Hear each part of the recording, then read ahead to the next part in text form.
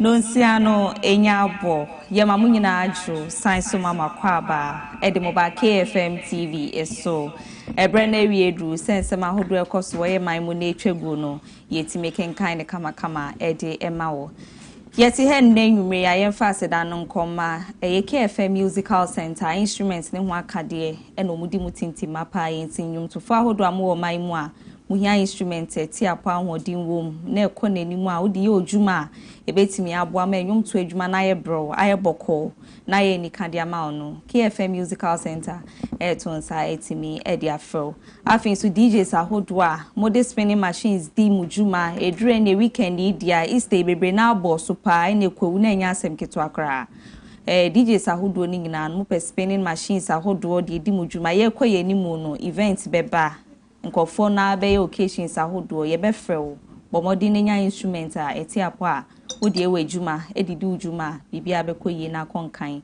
eti media makra zongole ne ho na tena ekese ne wa womo ebo adjuma dendende ukopie mu okumase nso a womo ewe dum omo ne Sambra Hotel no na ebo animhwe nti uko no ma bia ye ben wo no na wakoho KFM Musical Center wo ho be ma instrument ahodi na nso so wait me edi udjuma ma bibia koyi edi ama Talent microfinance and so say pesika krabia bakwa edimu na agidi ye papa wo my Ghana hadia talent nkwa ana obetimi ediweni atwemu ho nti se wo ye ankrankre ejumeko asori ana se oton wade mpo na opebe bia obetimi esi usika ma wasum adwowa talent microfinance nkwa ana obetimi ediweni atwemu mantam du insia no emu edu no talent for album humodin edu hansia na aka no womugusu a muden hihye pa egu kwam se wombetimi edru ho ede ama enu nti enwumrei se opebe bi ede usikasie na woda wasum ebejo odi a talent nkwa ana obetimi ediweni atwemu ho nsi ho ne so ede form boko ede ma enwumrei womoso ebo ye chidoma edi KFM TV news no yede ebesomo yenko kaneshi ni edru ho dia bia ya wono mpa itakwa station ehye no dadaba take up ono so wo ho phones ene ho aka de bia no ukopie mu e wona tena ya obehwe etimi ahwe ama obi ekita dia okita no e ma ohaw na emu kasa ye den dia ma ho afen so network ni ntimi ngina so emfa ma odi adadaba etonsa etimi e dia fro nyumeku ahodo so amuhia phone seti apa ahodin wom na ekọ nanimu ne de mosusum betimi akwa akopie mu e wona kache ama bibia etimi ewie mu de nyumeku miensen ene na nyume omobo ye tridom amensem no yetimi de ababesomo e wo KFM TV eso connection enso my sabe fonten time fidie no oko Facebook a KFM TVGH no follow yen no aboira YouTube KFM TVGH wa subscribe kama o wa adwentre bia fan sema hodo aye ba bebubosu ya obetimi eja comment no e de ato ho ama ye bresemu no ye bekenkan etimi e de ama o fa phone nso so a 0246239070 my message or WhatsApp e brebe mu a ye bekenkan ne kama e de ama bomode na enye nsem ahodo aye ka ho asem enye nsem fufuru bia ebu abekọ na chese comment obi eja ato ho no eya na asefem misro ye ka ho asem no bo modin ne ma ye sa asem ne ho comment na yeso yentimi ndi ho dwuma kama entimi enfama okwa abe fonten time fidie ni so a me TikTok handle no Afia_Mefia Instagram Maame_Fosuah Facebook Bridget Esiama ho nyina me trend wo ho okọ a kame ho follow me na chese yendi nkita ho ahodo na Maame Esi ode no TikTok Lydia Nkrumah 682 okay and Facebook and Maame Esi nti okọ ha obetimi follow me okay na videos ahodo na wa like necessary pa na odi bi nso cheche wahu odi bi me ma wadofo no menye obi a na betimi aba ho abehwe nti de oni ho no no abomode ato bi e de amane no ukoye KFM TVGH ho nso so abebre na agu ho otambia no amane di bia ma obi no ne share no na yin na yakoye nim e wo sa kwan no eso nsem no e doso na nwumedi edi mu akotene bi ene se na dwi aban ahye se ya akonta mining wo mo tumi krata e mo ho akwanya mo mutimi di dwuma wo my Ghana ha no nkebe ya yenje sa nkrata no emfemfiri wonom ensem sa enso so ana Hassan Ayarega enso de nsem bi abetudwa wode kwama eye politicians ahodo a wo mo ewo man emu yebebo redwedie ensem ade se trade minister no so ahye se ne betimi aboa ma yedwedie ahode ehun nsem no betimi akọ nanim na gina nanamon so no kayen dane ani se be ya yebetimi akyerechira akọwiase afa na bebre na ewo ni jedi ensem no Captain Planet enso ne ho nsem abetodwa enwe yede sansem no emu entwemu ebebrewo an enwe ensem no edoso afoforo bebre na aka we no ho a ye beje bre eni adaje ama wo so dia ne so benya bre ni adaje ama na wo de waso afem ye sima kakrantemu ye fa ne se ye don hwere ba kontemu ye timenkenkan emfa emma wo ena nwumre edi no eye Afia Fosuah Oduahoma Sresrebidi from Afia mene Maame Esi Nkrumah ye gina we so ne adane ho sima abaye ba ye hye nsem nase edi ama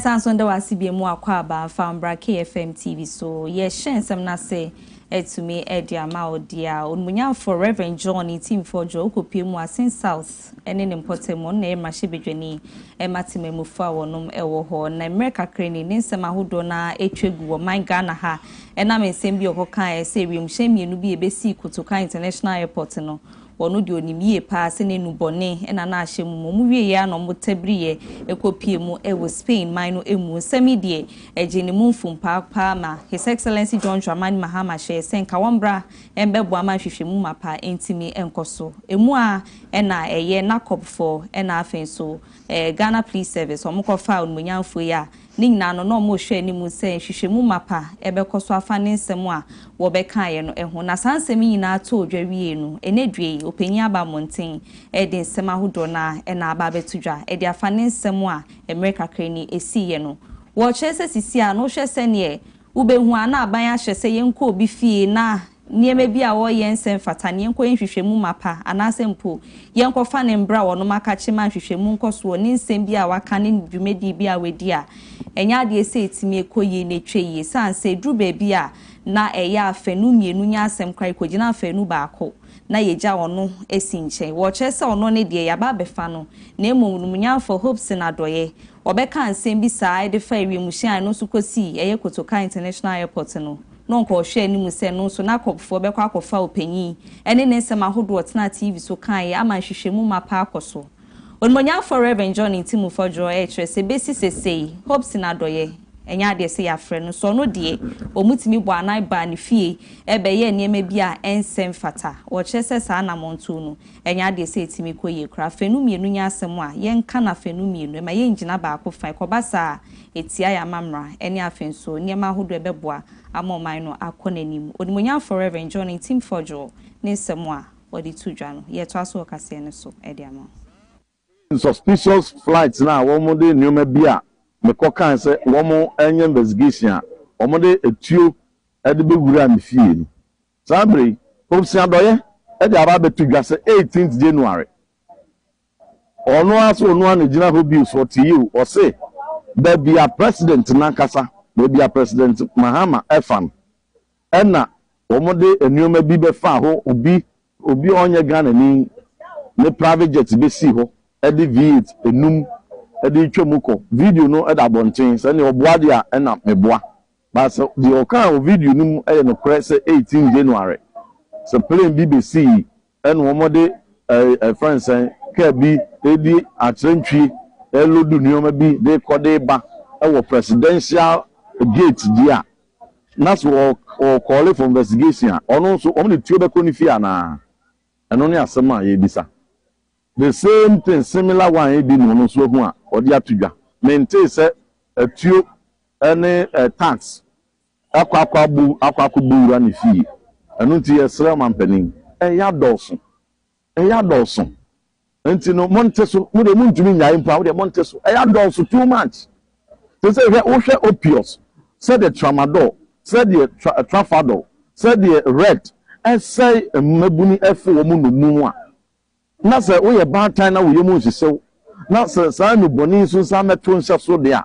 Na ye mante no. Sabi a mo aben na de aboa wo. Sa no boni ni so sabi o man bia ni wa enya so mfaso. Say man bu man ne daache. Bu o man na nim ase. Ma o man nya di boni. Yesre Ghana di mpa. Na nanom Kwame Nkrumah nom JB Dankwa nom pa grant nom ade o mon kwato hwa ma abedu mi no yempenso no. Yenye di betum.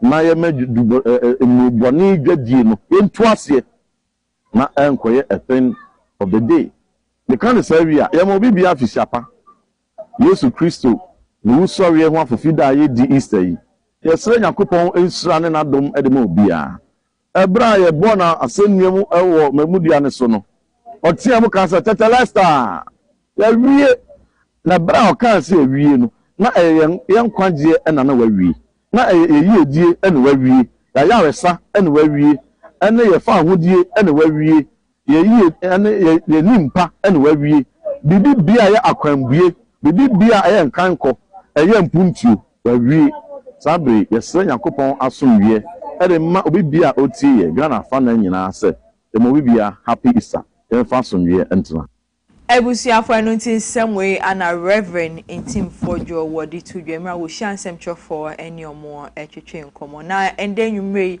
amanebo a abeka yensa ene se eye Chief Justice Afia eye Maame Araba Isaba Tokono Gertrude eye mampeni His Excellency John Dramani Mahama was suspending no trending wo my Ghana ba me huni say due to influence and I say Mahama because in someone aso ni way our year so ejinaya we sin so Felix kwashi Fosuah no neto nkra free mampeni akache o chem se we jina Ghana mamra so na aye nye se bia se bio ompe maame na sema na say Ghana mamra ben enti senka sa we na suspend kosi say omu benya asem ne po masibre ansa na obeto na adwuma so a wato a onto aso so a me problem ni senti nkoma Ghana fans ansha si ankasa anfa petition ni sa anyamanyama na nkwa senka Mahama concert oh David nkoti ni baby maame ne Ghana mama ben ogina so a all suspend meaning say ye de omu ka no ana ogina so de suspend no ye koye nim no ye behu but me I feel say nka o man international kosi say asem ne wo court because na maame ne so say nka ono so twen say omo be friend ana say omo de nyame so de ne petition e ko inte wo court omo guso sha asem ni mu ba suspension yeah that's sorry ya chese suspension so ni na mu bi inti eno so ho asem no eno ti se ye Chief Justice ye ni Chief Justice e Ghana se Ghana ye ni Chief Justice inti ho asem se obekwa ana me ko he na ye ko jina sa keke e bia na o lucky a shine o kwa ne afọ ye free eye Maame Araba Tokono ne nsemi so aidimu ekopie mu e won semfufom eye presidential staffer na wasan NPP communicator Dennis Miracle Abuaje and so eden bi abetudwa wo che mu se NDC amenuoko no wo mampeni His Excellency John Dramani Mahama ene NDC amenuoko ni nia ebebo fom wo my Ghana na se wo mamemu no ebeba fom na nipadodo na akase atiomodia na enye galamse ekoso wo my Ghana hadabi enye galamse so ene bema NDC amenuoko no party no ebetimi ahwe ase wo chemu se eye wo mamemu a wo muntimi bu no ma bia e wo se ndisi amenyoko ne ye a wo munye no eno ene ebetimi ama ndisi amenyoko no etimi aba fom ye papa wo mu ebetimi abrase e wo man Ghana same way Dennis Miracle Aboaje wono ano ditudwa. My worry is, why are we creating an impression as if the war against Galamsey as we are fighting now is a contaminant? And that's why I'm trying to be very careful, fine line, you know.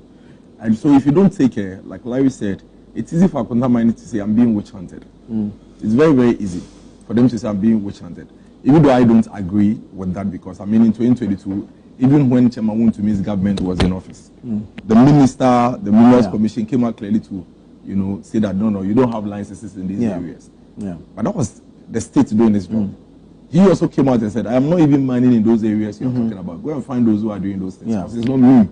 And the same thing is spanning out now. And the president then came out to say that. Exactly, of course. Because this minister's press or statement or press conference yesterday, he mentioned that Akonta seems to be selling access to these areas. Jail them. I mean, you see, that's what I'm saying. Let me. It should not end here with this person. You know, that is the challenge I have. You didn't even have to come and do this press conference yet. You see, that's always the challenge. And it's something, it's a problem with us politicians. When we get the news, we get excited. And then, because if you don't take care, there will be an anticlimax. By the time you realize 2 weeks later, we are here asking what happened to the Akonta mining issue. And you know what would have happened? You would probably have realized that you don't have enough evidence. You see, there's a difference between saying this guy is a weed smoker or looks like a weed smoker and he's a weed smoker. You may see him stealing this cup, but if you don't get the needed evidence, you cannot prosecute him. So I would have thought that instead of coming to do this PR, wait, you have them as you claim. Get all your things done, all your facts ready, gather all your evidence. In fact, let the first news even be at the time where you are in court with them. Then we can be having some conversation. Because otherwise, what happened yesterday had happened in 2022, September. There was nothing new. There was no new information from the information that the minister put out yesterday, from what happened under the Akufo-Addo government when Chairman Wontumi was chairman or is chairman under the government in 2022. There was no difference. So, I mean, I'm asking myself, what next? What next?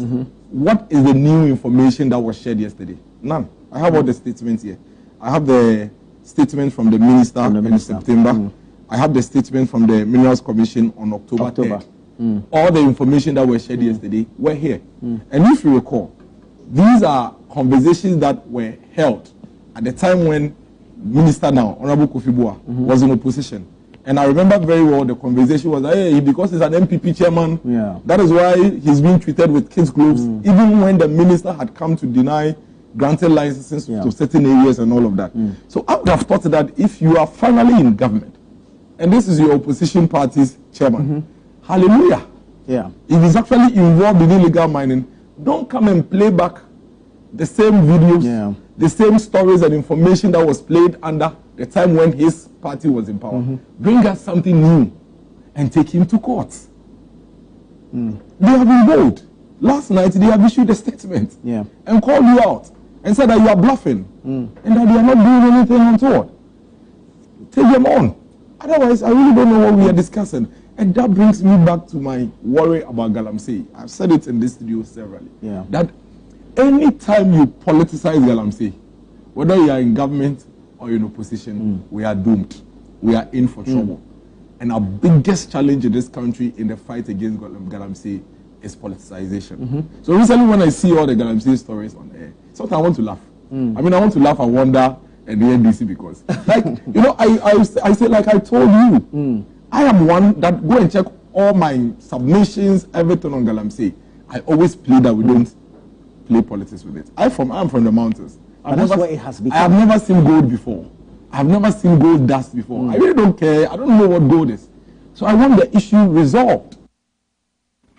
Ewusia ye twansem ne so etimi edi ama odia kofare bae anonwa SA2 franca fi 2024 edi ama ye All People's Congress APC amenyuko no eyura Hassan Ayariga waba bekasa na ode semne kwama eye amaniofo tichi wono mo ya amaniosem a ekobasi ebeto aba ene omugina simpeni apaso a bosha kese no mo hyehye ni nyina no wo mo de daada ga na adehye so mbetimi ahwe no mato aba no edi ama umsan so obi apa abrabo eyemre ti okobase asuma esi begina o kase meye we ene niema kese edi ama ode ekobasa nipa no obenya ni arehemu eni gidie amu akwakoto aba edi ama sa nipa na enum na ochese sansem na ene niema hodo akoso mfinhia pimpim bebre na ebe ya anka maniofo no wo monhwe no muntwa akire omunjai sanse kobasa wodada obi ye hwe enimu so obeye bibi no wanya ama na enya de ese etimi etweye enumu ena ose so chese bra baba betena so awoko no ebre bi beba e wo so obu akonta niema hodo a wo share so beba be ntin semo mbeka eni afiniema hodo om de beto omenimu no enye niema om betimi aye enye niema om beye enya adabra kansem enya adada ansem ekobasa enya de ese etimi tweye unmunyamfo Al Hassan nesem no yeto aso. We need to look at the agri sector. Food security, which has been a priority, which should be a priority for us, because we don't produce. We import food to consume, and this must be our major production and manufacturing. We're not doing anything. So, at the manufacturing sector, what is the government aim? What sector of the manufacturing is government trying to grow? We must have a list of activities we want to do in a year and achieve it within the year, so that next year when we come here, we can table the activities that the Peru Business Forum has helped develop. Last year it was done. This year nobody is telling us the results of last year. We haven't seen any results coming from last year's Peru Business Forum. Is it a failed attempt? Yeah, it is for me. I mean, politicians must back their promises with actions and records, so that we can see. We have Ghanaian young men out there, a lot of them, who have so many ideas, business plan, but what they lack is just the motivation, the support, the financial support to grow them. Adeshman Baye de mo eko insem fufumu dia Reverend Dr. Kwabna Opuni Frempong wo ye senior lecturer at the Department of Religion and Human Development wo Kwame Nkrumah University of Science and Technology KNUST na papai de abetudua wo chem se emre asto se Christopher wo mo wo ewiase afana ni titiru eni o my Ghana wo mo de wo ho ebe for amanyo nsem wo chem se Christopher bebre na chem se politics dirty game na papa chem se dabi politics entise anka ebeboa Christopher enfom ho engim se ne be betimi aboa na wo man ni huntuo no etimi akonkan de amaye nsem we Reverend Dr. Kwabna Opuni Frempong wono ana wode etudwa. And yesterday I was in church, I preached, and our young people will be having program, and they said the topic you are going to debate whether Christians should be into betting, into alcoholic production. Then they added politics. I said, why do you bring politics to betting? They don't. Politics is how do you pursue interest. Politics is everywhere. Politics is here. When you come to office, you must know how to relate. You are here. We are all coming from different homes. Your parents want you to succeed. My parents want me to succeed. Oh, the cameramen, the engineers. So how do we come and manage our interests so that you go home with your achievement? But I also have something. That's what politics is about. Partisan is where NDC, MPP, we need it. And let me use your platform. This notion that politics is dirty. Politics is not dirty. I ran a program for Angola, Christian Council of Angola. Deliberately, now they are bringing church people, youth, and preparing them to go into politics. We do that in church. Right. The churches in Ghana must now, the next generation of our politicians must be raised in church. Politics is good. Politics is not dirty. Christian is service. Again, back to, I think today we are running your show with service. The mere fact that there are excesses, there are It's good pastors, bad pastors, good chiefs, bad chiefs. In fact, media also, I think you also have some bad media people. Of course. I mean that's why people are calling for regulations. That's right. That is the same. So we have good politicians and bad politicians. But we should never make mistakes. I've known 1 or 2 bad politicians. Therefore, we must prepare Ghanaian youth to go into public service, politics and serve.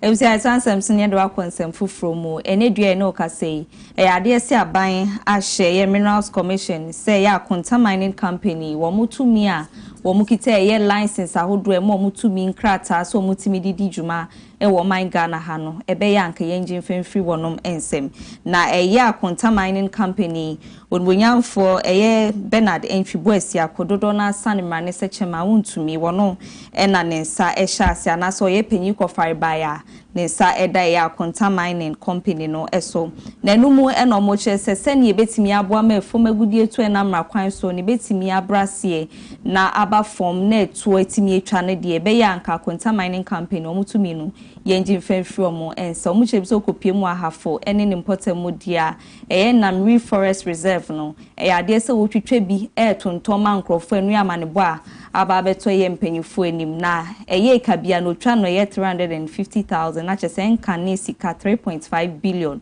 ena wotwetwa awoton a enu ahafo ene ne mantamu ntimpanyifo he so mbeje sa atumi krata no e de free ni sa se be ya wontimi nton sase no emfa mankrofo mo munye galamse no ni nyina ne beboa ama yensase no ho etimi edini no munyafo ye Bernard Entwiboasi akon na ye Ashanti Regional MPP chairman na chese MPP amenu konu wono ena ye Ashanti Regional chairman okwa Asante Mantemu ati amanebo aba betudwa no yento aso emfama. Some interviews conducted with a few of the residents indicate that the modus operandi of Akonta mining is to use force to enter and destroy even the farmlands and produce of poor farmers in the area. Armed with this intelligence, on the eve of Good Friday, 17th of April, an intelligence-led operation by the Ghana Police Force and the Forestry Commission led to the raid of 6 illegal mining sites linked to Akonta mining. This operation is still ongoing because the officers are still conducting operations, and that operation will continue in the coming weeks. The operation in compartment 19, which began at 5 a.m. on that day, lasted for a whopping 12 hours. And the last 3 days has also continued. So far, 51 arrests have been made, 8 Chinese national, 39 Ghanaian, and 4 women. So far, we have seized about 30 excavators. 5 have been required impounded at the operation base. 2 pump-action guns loaded with 5 and 2 rounds of BP cartridges each. 1 single barrel gun retrieved. We have confiscated 2 Toyota Hellos pickups, 1 Toyota RAV4, 4 motorbikes, and a cache of mining equipment. All suspects have been transported to Accra and in the custody of the Ghana Police Service pending prosecution. In light of the overwhelming evidence, I have authorized the Minerals Commission to immediately take steps to revoke the lease of Akonta mining with immediate effect. I've directed the Forestry Commission officials connected to these illegalities be immediately interdicted pending further investigations and prosecution. Security agencies have been notified to investigate security officers who have had dealings with Akonta mining in this particular forest reserve. The Attorney General has also been briefed and has taken over the investigation for further action. Ebusuafo no ntinsem we ana Emmanuel ama Kofibua ede etu dwa eguso a ewo ne nsemiso na mra wo hwe eye Akonta Manual Company Limited a ewo eye atoye mantem no papa eja esungumu ye papa osun ye wo chese ne ra ho se Ghana sa sepa ana nipa daseni etimi aye ne basa se eni nso no eni na asese ye hwe mra eye Minister for Lands and Natural Resource eye onmonya for Emmanuel ama Kofibua edini so egu form a wo sun efa Akonta eye Manual Company Limited eho. I was emotional. I couldn't, I watched that video after the operations. I watched that video, and every time I watch it, I get emotional because I cannot believe that we have Ghanaian citizens that will decide that this is how they are going to make money. And I believe every Ghanaian should be emotional as I am. I was trying to avoid it. But Ebusia yento ansem ne so ne egusua we ya Akonta mining ensem no emu na ohene bana na esi edu eba na manyo sema onimde na adwemu nso abobel ewo ho wo de futu okọ e de amache ma wontumi senke be ya won fa ye onmunyamfo ima no Kofi Amaboa a ono eye soafo hwe yen saase ho nsem kan no wo fa ne kopie mu e wasem di bia sansen sema hodo a wo kan e de fe ya Akonta mining company ne ho no enya de se ye no krebebre na entweye endi mu tinke be ya won fa ne famra kwan so se be ya mra no ebetimi ne no edi na wontumi e be use as a scapegoat mobia kebia no sinibia. Some of you, the call that are coming in, oh. In 2013, it was 500 excavators. Okay. These are documents before the law court. And the NDC didn't deny. They didn't argue. Okay. There were 500 excavators on legal mining sites of Wontumi, almost about 100 and so pickers, almost almost society sika, you gold near the almost society.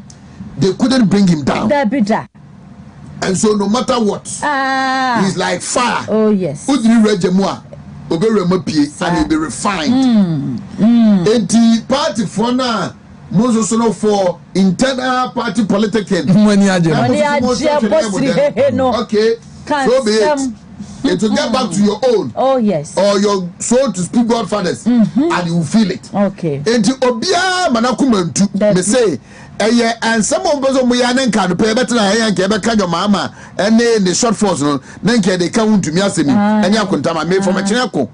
We are going to hold your Mahama by the deeds. Oh yes. In the last 100 days, nearing 120 days, and the moon commodity. And I want to see Jamaru to be taking the minister on to the law court. Yes.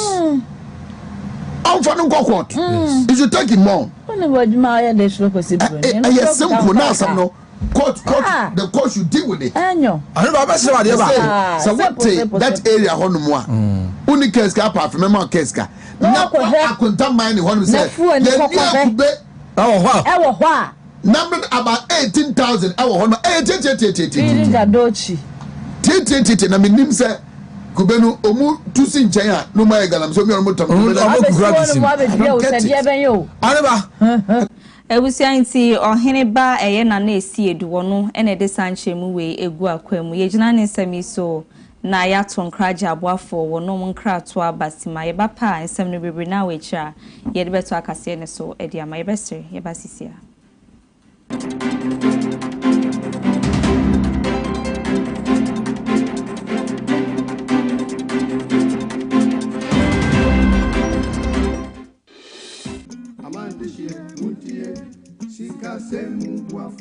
Medo benami Ghana duko do ajakle ho duko kata.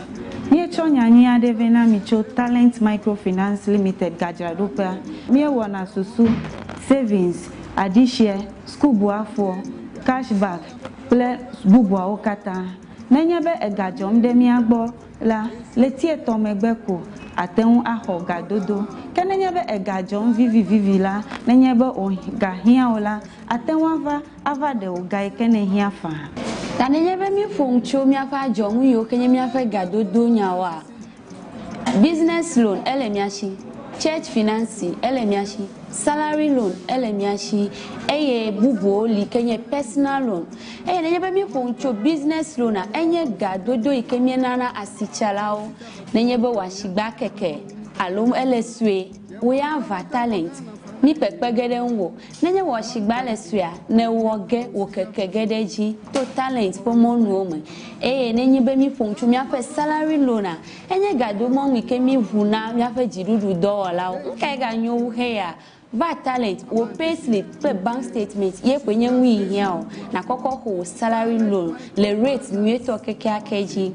church financier personal loan va nenye habobo masoli hama eji fufofo sankuo jitao olila ashibobwe kekeake mie flegeno na nohem vi choji nto jinwade vare kwereka mo popo kai ganyu heya talent kuna po heya ole chagbagba na do tare talent bena wo gado monwa anobobwe nami akpenami etibe ya nyafi ke talent la talent microfinance Jengo amegan shipe ape letina tejipo hotame miape kapomoye nya 050-129-1298 alo 050-128-9119 talent oga kwamanu kwanta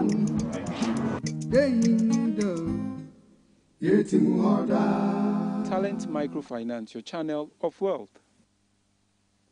For Fraba, just one yo, Yanom. A shaya ain't use fuel. When so yansa oil, near any key.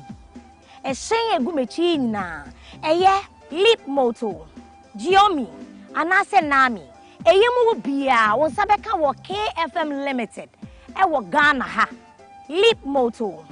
A bear for cancer be, Yanom. Dennis Hanso Efe. Wash interiors here. Can't hear me, Timothy see, and you're trying to lip motor. There were 3 modes of driving. Over to me, I switch it, so open 10 more. Over in the sports mode. So, person will save you battery. Over to me, is economy mode. That's a home pentem now, open with normal riding. So, you're trying to standard. Who charge your battery within 6 hours? I bet to me, do work Kumasiaba. Measure air 310 kilometers. Into Winnie how. We bet to me so the 3 hours fast charger. I charge na mana you full bonama no akọ Kumasi aba. Say no. Me try the akano. Giomi. Ni awo hia ne key. Make sure the key ne bell. Wa wo hwese na interior on it here na. Black and white papa. So no FSN yo. Wa hwe screen tintin. E bo ma hu car no battery aka. Na ma hu mileage nso wo so. When so the it took 320 kilometers and sana was our charger. We bet me a charger in 6 hours. Fast charger in 3 hours. I bear for a day in so. We bet me a driving in 3 modes. A year standard, sports, and I say economy. So we pen to say me Yanum choose sports was it. We bet me to qualify Hakokubasi. I'm a battery ni be swak because a year 320 kilometers. Who charging in 6 hours, which means your full battery. Now, when you fast charge and swap, 3 hours pet, you're set. Making sure so okay in the car, when you saw walking, will be a door and I start. Chili Joby, black and white, Makuma swat. Man, some cow dear, you're checking the akana. Yeah, no. I bet for the animal back on you. The Awiano key, making sure so key in the band when you saw walking. We no F. Let a woman so dance. A gray your man would do me, no. The near hakakra, and in your mood. As also was screens me, no. Wait, amount information and we are can in winning. As a best up bonum papa, your friend entertainment, the Awiano, Anne. A best over to me so driving in 3 modes, just like the others. Standard, and I say sports. So open tema. Car way so. A bet to me to Kwaya Kokumasiaba. 330 kilometers. It's a Maudu crab to make Jesse so no one kakra and Sandu. Who charging the 6 hours, sir? No. So bet you miss charging 3 hours. If I no fast charge. You know, KFM Limited, and they are big just so. Fraying, near me own Sanka the intentem. So open installment, a high purchaser, and change one nasi. We've got you solid. Yanume, on Sabich Miaka, and Fidie Mubia, and KFM Limited. On Sabeke Fidie no, no what Siano Kakra. Wait, Unyano Bebia, a KFM Limited. Fraying, ever sort out.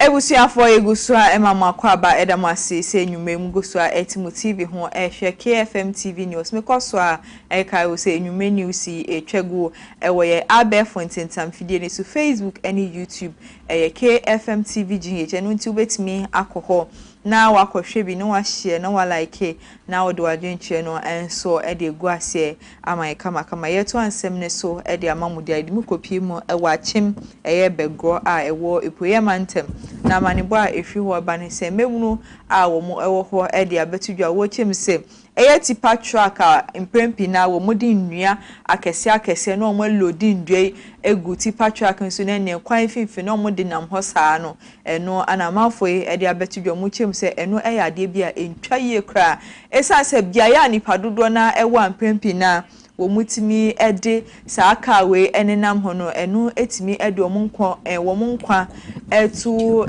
san mu ye papa esa se de akwai de atwagu ewo screen so ne betimi adane amasa abofra ana obi gina ho a edwai kobo ne so yade a wo betimi afaso etinananum ewo nsie do nti amanfo echemu se impenifo hwe na wo mu ne saa kasi impenifo a wo mu twi saa kasi wo mu ne omunkasa na kasa wo de fa kwan finfin eye anopa wia no wo mu enjai sanadwumpo eno betimi edisen nuawe afa kwan ne so dia wo mu ni wo ha bia ho na daytime de eno eyade bia etimi ede wo mu nkwa ebetu esan mu ye papa no nti eye achimbego a ewo epoye mantem no amafo ye wo ho no ana wo mu de sansem we abetu edwa ye free achimbego dia ne de ni chemu ewo boko ene ne mpotemu ehogusua ehuru so mentemu ase ne ntokwa ne de egusu ejine mu dendende a enya asem keto akra na amanebo se enu ada mentemi wase ne etututu obi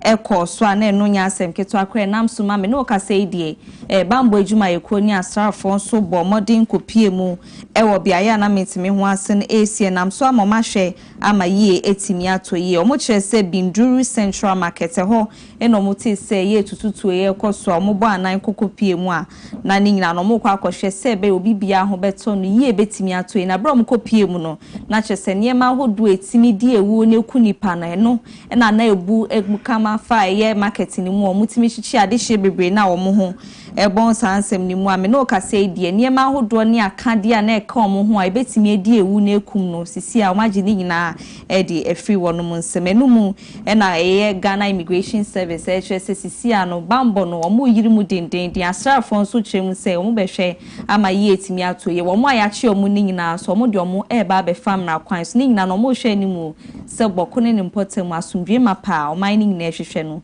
ebetimi akoso ewo ho no Yademo ekwa insemfufuma eye Asante Regional Minister Dr. Frank Amwakohene enso ede abetudwa wo chem se na sen Ashanti First eye wo mudwumedie kese a wo de hihye so ho no nipa dodo na echemu se State Fund Ghana sika na wo de edi sa adwuma kese no eno ana Dr. Frank Amwakohene ebeyi ano wo chem se hwe no bibia enjina bibia nkase State Fund eno mude yes adwumedie nda bida enye State Fund Ghana sika bia eni sa Ashanti First dwumedie mude hihye so Ghana sika bia enim eno nti wuti bia na wabo sansem no atoegu Dr. Frank Amwakohene ne nsem a wodi tudwa enie. There's a staff, the staff also have one here, and that's why you brought me here to come and see. Yes. Is that not the point? Meanwhile, it's not accessible to the patient. No, it's only accessible when the taps open. So for a while now, water hasn't been flowing in there. And that's why I wanted you to see. You see that there are sashes People enter there and they use sachet water and just dump it there. And that's the situation. At least, even if it is not being used, you can't clean the place and lock it. There's no water. No, you can clean the place and lock. There's no water to scrub the place.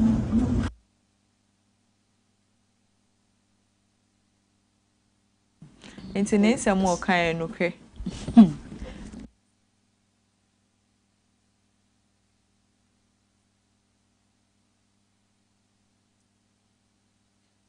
Yeah, to answer me, so near boy and more fine chair, and a for munya for quabna minta candle, so for she upon with the one sem, on only sem na nature guno, Nadia Freno, a ye Dr. Frank Amwaquina Santimantum so for ye yan no anfama, mutimo fine chair ye pa, yet to answer me so near the wakon sem fufro mudia yare hosem, my baby de jasen call for a year. Do me and Sam no kase die bamwe wood in a pakan e dia babe for moi akwakwa yare hosem na wo mo hm say akwanhia so ne fa so asade hie me no kase die wonom enkati asefo ho ebiem na no mo free yesu hum ena meye akra kumase kwantempo ne so mo de o mani chemu ewe puye ene ne mantemwe ho ena re hosem isi nam so ma de hia me no kase die tintun tan se me no kase bamwe wood na pakan for mo omo nkati asefo bubiema akoya hosem ye papa na obi a wono ewo biaye asem no esi eno ya akwanhia no na ni ko twari sia ne hwene santemu no wodi nhyemu wei ene to asomae na peace ne na ayi go be the two cars a tanker and a sprinter senior na peace ne team on the ground ayi information so I say the tanker that was coming all the way from Kumasi and he veered off the road into the other lane and a possible share sprinter no ama emu pe na the financial one no so fast is to do saying na in charge na ebi no efunu ye nti ibo ehumode ehye say your man tie no area modern so eya adwumaden eyi won a na omo eyi ye no e won ma ambulance service eyi to command and on them call the civil government hospital for ayaresa any dey one account a report or any free money so e dey call the mortuary of civil government hospital at now the nipa 5 eyi ti yi mo na omo efunu ye out of Nipa was sprinter, it was fully packed. Until Nipa after a say Nipa roughly estimated force estimated figure everything down 13 only reported as at now. The Ghana Police Service command of the port of Adeshimamba enuntiare hosem we ana esi enda itwa homfoni e de betwe mo ye to ansem ne so e de amawonde a eye Temale Teaching Hospital and de koba ne say eye Health Minister Kwabena Minta Kando e bone homodin ekopie mu e wo ho ana eye Temale North eye Mashebedwane ho onmonyamfo Alhassan eye Suhunyini enso bone homodin kopie mu wan e wumienu omudi shia ni ane se eye patient ba kwa woda emergency ward no omo chie mu se wato anananu e won siedo eno ene koye ensem bebre nam so ema eye Health Minister eye Kwabena Minta Kando ene eye Mashebedwane Alhassan Suhunyini ebo omo homodin ekopie mu ewe hosa. The staff also have one here, and that's why you brought me here to come and see. Yes. Is another point. Meanwhile, it's not accessible to the patient. No, it's only accessible when the taps open. So that's the situation. So for a while now, water hasn't been flowing in there. And that's why I wanted you to see. You see that there are sachets. People enter there and they use sachet water and then just dump it there. And that's the situation. At least, even if it is not being used, you can't clean the place and lock it. There's no water. No, you can clean the place and lock. There's no water to scrub the place. You don't have water to do anything. You can make arrangement for the tankers, yes. the tankers to bring water, and so you don't have that arrangement. Dr. T, you are telling me that you can't have water for this place to run this facility. No, we get water. Yes. This is Dr. Valentine. He's the HOD of the emergency. Yes. And one night we didn't have water at the emergency, and he himself got them to get the yellow barrels to come and bring water for the nurses to work. So at our level, sometimes my HOD does his best. Yes, Doc, I agree. And I'm the first person to admit that there are challenges with respect to water in Tamale. Ebusiafo anunti semwe ana Health Minister Kwabena Minta Kando editu dwa ema okopie mu ewo Temale eye Teaching Hospital eho ye gina nsemwe so na yada na ehusima abaye ba yɛkɔ edwadie nsɛm emu.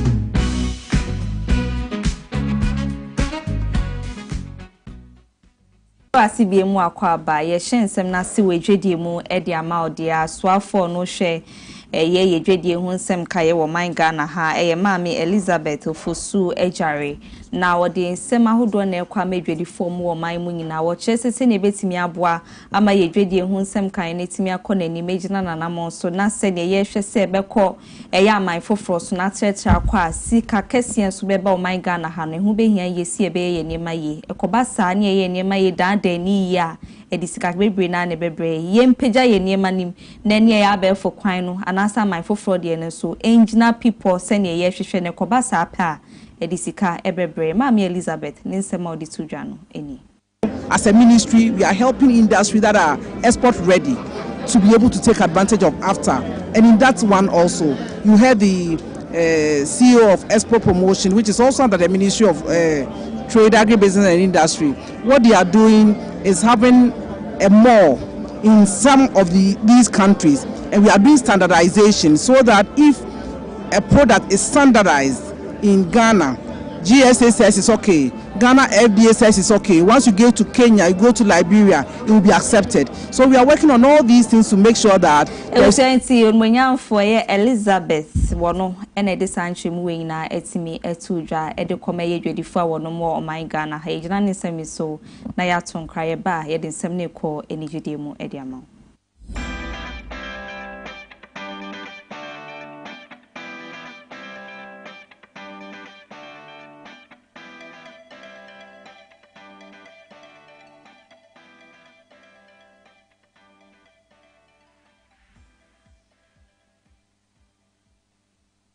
Ebusiafo yedimoko enigedie nsemu dia yedimoko piemu ewo Nigeria mine mo Nigerian actress friend say Bimbo Adimoye edin sembi abetudwe ne wodi kwama Ghana TV stations ahodo a womo ewo my Ghana wo chemu say ni movies ne sini ahodo na Ghana fo ne na yeji ewo ye TV so no wo chemu say nani enje ho nte be ya Ghana fo hwe na wo munja say obehwa ende YouTube na wakohwe wo hosan no ena betimi abwa na say ubeyi wo TV so de wo chemu say sensa eso mu a ade obema mra no eni wo edini ye papa nsemwe Bimbo Adimoye wono ana wode etudwa.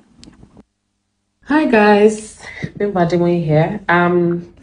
First of all, I'd like to say a very big thank you for all the love and support that you have shown me in respect of the PR for Broken Hallelujah. But I wanted to let something known. It's been eating me. It's been eating deep inside of me. And I just wanted to let you know. Broken Hallelujah is coming, right? But I thought we were past the days of piracy. And this video is actually to send a sound warning. It's not a threat, but at the same time, it's a very sound warning. And I'm going to do a breakdown for you guys. This video might be long, but please listen. You know those people that take your thumbnail and your title and pretend like it's the same film for clickbait? Please, I'm begging you now. Let's all remember that we used an email address to open a YouTube channel. You can be traced. You can be tracked. You can be found. You guys, I don't have a problem. See, it's already bad enough that they're using my face for films that I'm not in. No problem. But when I call a photographer, they take pictures of me. I pay them. They send me back the pictures. I pay somebody to do a poster. They send it back to me. I go through all that process. That picture, that poster is my intellectual property. It belongs to me. I didn't give you permission to use it. My title has been copyrighted. I didn't give you permission to use it. It's a different thing if Okay, like a movie Homecoming and then The Homecoming. That one is fine. But when you use my actual title and my thumbnail, then we have a problem. Then you now proceed to be evil and upload my film on your channel without my consent. I spent millions of naira making this movie. You know what it means to cast top actors? They charge me and I gladly pay because they bring their A game. Then I'll now do all of that day and night. Sometimes you don't sleep. Crew members will suffer. They won't go home. We just walk round the clock. Then you will now sit down at the comfort of your home and lift my film and put on your channel. That TV station in Ghana, I'm talking to you. Don't put my movie up. I didn't give you permission to. I don't even want. Before I was even like, well, it's Nigerian actress in Ensem. Awode ebetu dwa ene yegyina ne nseme so na enyume news ne yedninia esi asida kese enko enfama KFM Musical Center se ope instrument papa abo ewo asori na odwumede bi asenom menfa wani nche bebi ase KFM Musical Center oba nkramantem a womo ewo Accra Zongolen wasantimantem so womo ewo edum womo ne Sambra Hotel no ana ebo enhwe nima enyumre womo tunsa ede afro sebra na bekom ho na oni omundi djuma na ne bono eda fon boko edema Afi dada ba tech hub phones ne ho akade ho adwuma e na wonom eye inti phones ne ho accessories bian bomode ne kopie mo kaneshi bibia bekoye na konkan e dia ma inti KFM Musical Center dada ba tech hub e na afi talent microfinance omo ne nanwume wo mo boy chido man sema hodo ne etimede ebesum e nanwume di no eye Afia Fosuah Oduahoma Sresrebidi from Afia mene Maame Esi Nkrumah yedamu ina ase se moje be ehwe news ya kramo